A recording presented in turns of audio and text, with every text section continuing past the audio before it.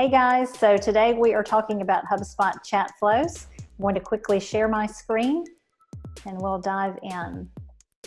So if you're not familiar with chat flows, it was recently renamed from bots, but you still find it in the same place. Click on conversations and then you'll see chat flows in the drop down.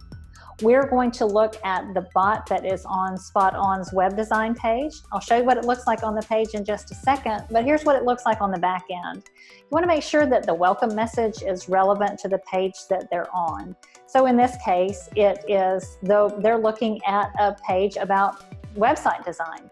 So we're asking if their website perhaps is in need of a refresh. And then it's going to go on and ask, say that's something we can help them with, and ask for their first name.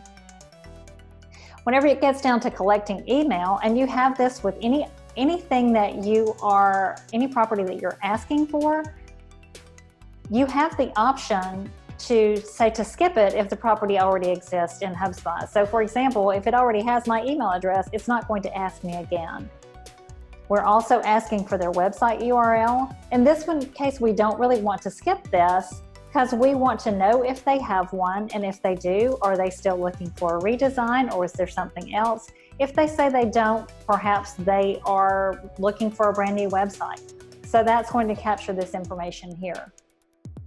The who, in this case, we're showing it to everyone who visits that page, but we could drop down here and say, well, don't show it to anyone that we have done a redesign for in the past. When, we'll show which page that it's going to be on.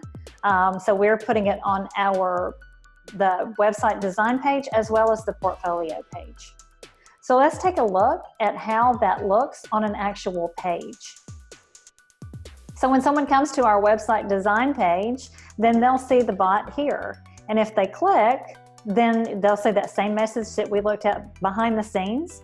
And I can type in my name.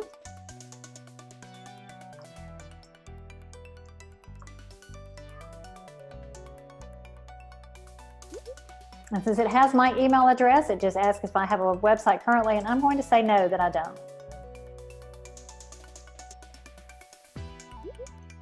And then it says, before it hands me off to someone, what was I looking for help with? And I'm going to say a redesign. And then it hands me off to a person. In this case, it's handing me off to me since I'm online. So it tells me who it's connecting me with. And now I could chat live with this person who is on the page. Before you do any of this stuff, which I know it's a lot of fun, but it makes sense to spend some time thinking about what you want the bots to do. So I normally just do a little spreadsheet that says, here are the pages that I want to put the bots on. Here's what the URLs are. And then here's what the messages are. Because you want to think through, do you want to hand them to a live person, or would it make more sense to give them the option to book a meeting? Or do you simply want to help them subscribe to your blog? You can do all of those things and more in chat flows. I hope this helps. If you have any questions, please don't hesitate to ask. I would love to help you out.